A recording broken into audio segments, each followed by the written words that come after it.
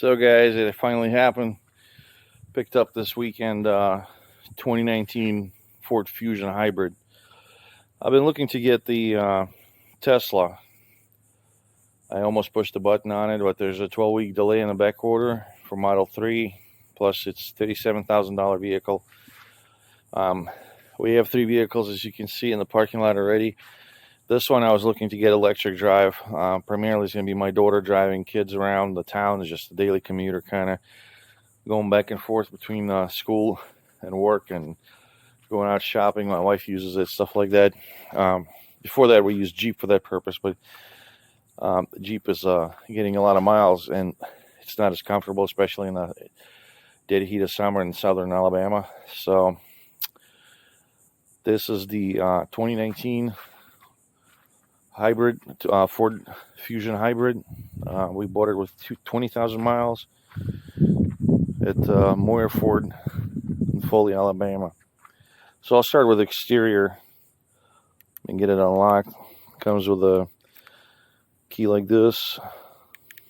The trunk space, most hybrids is occupied by the battery. This one has a smaller size battery, so the step right here, the battery's under that. It's fairly decent space.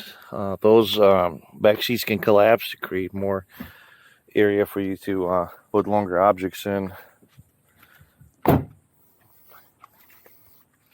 Surprisingly to me, this car came with a lot of gadgets and various electronics I've normally only seen in the higher end trims, like platinum or titanium. First thing, coming from a gasoline engine is bizarre. First of all, the key, it's a proximity key.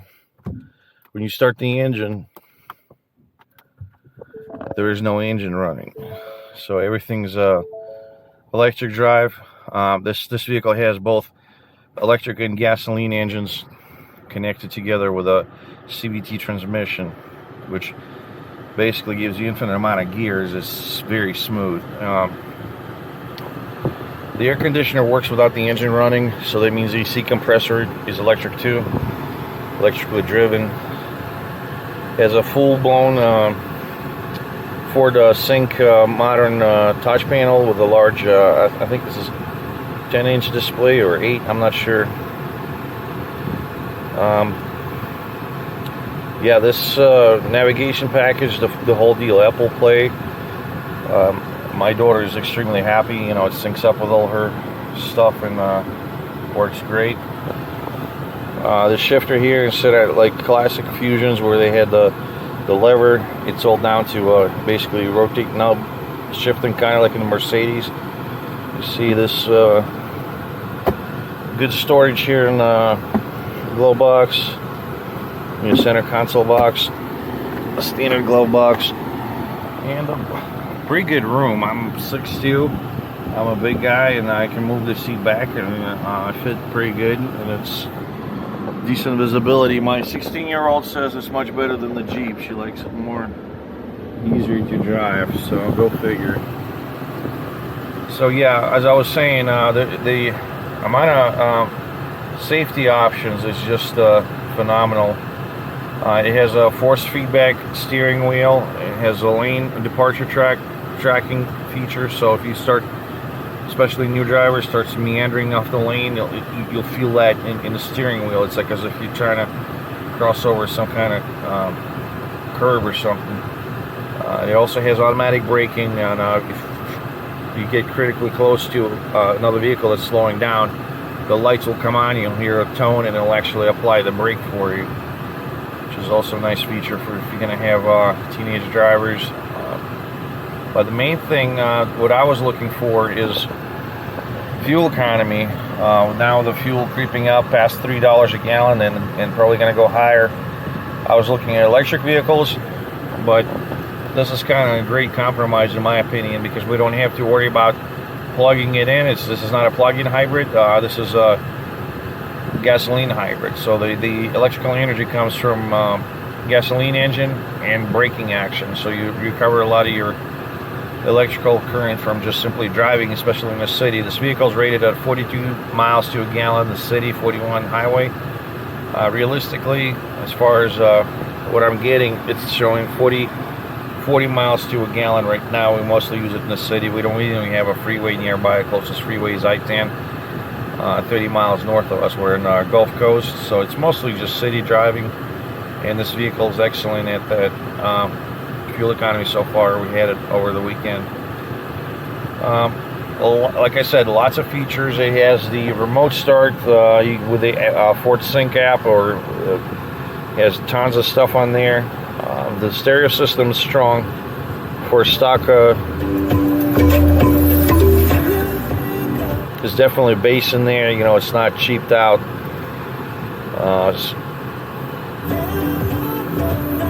Automatic climate control system. So your thermostat controlled, or you can just manually override 2 zones. So we have a driver zone and passenger zone, and then the rear, plenty of seating, and it has its own air conditioner outlets in the back for the passengers, so they're not dying of heat. Like right now, it's 98 degrees, and after about 2 minutes sitting, the vehicle is actually comfortable now. So once you start driving it, it uses both electrical and the gasoline engine kicks in as needed if you need more torque, more acceleration, or if the battery's depleted. But mostly you drive in the stop and go traffic, you're going to be electrical motor accelerates you, and then when you decelerate, it kicks in the regenerative braking, which brings back the energy into the battery. Having said that, we had a full tank Friday when we left, almost full tank, and we barely used anything on there. It's showing half right now, but we drove around the city, and you know, probably good 200 miles, and it's still, the range is showing 223 miles. I'm not sure exactly how many gallons the tank here. I suspect it's 6 or 8 gallons, but let's go take a look at the engine compartment.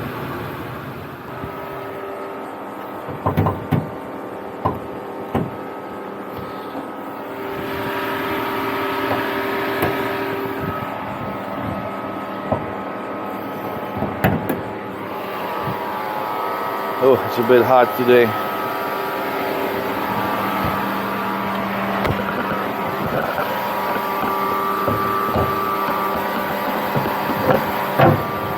So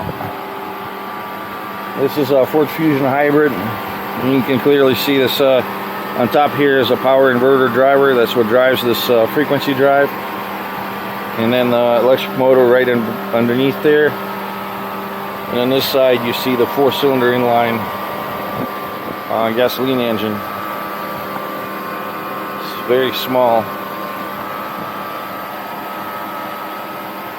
So that's the running part. Basically, self-explanatory. There, the engine just turned on. So, but the compressor and all accessories, they all run off the electric. So the engine, in essence, acts as a generator, occasionally kicking in and occasionally engaging in transmission to provide additional torque, which is a kind of weird sensation, because when you first drive it, when you let go of the fuel pedal, you feel the vehicle kind of gently decelerate. That's because regenerative braking kicks in, and it's putting that energy back into the battery instead of wasting it through the brakes as a heat. But yeah, you guys can hear the cooling fan running in there, air compressor now, the gasoline engine helping. So interesting concept to me, at least. Yeah, it's the coolant over for the AC inverter and down the electrical engine, and then there's a regular overflow for the gasoline engine.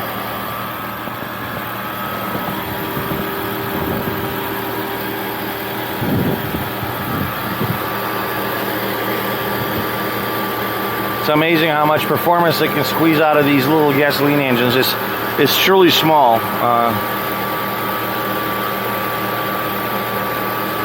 The car is not the fastest one. but it's not. I would say it drives acceleration like a typical 6-cylinder minivan. If you step on it, it'll definitely get up to speed, but it's not going to break any speed records. And I think that's where it's marketed for people that are just running around town every day, errand car. If you do a lot of freeway travel, you know, it'll work, but you'll find that having that extra acceleration over 70 miles per hour is going to be difficult, especially up the grades and so on. This car shines best in the city driving, stop and go traffic, short trips. And I think, to me, the biggest value is that there's no worrying about charging it somewhere. You just add a little bit of gasoline once in a while, and it takes care of everything. So that's the 2019 Ford Fusion Hybrid.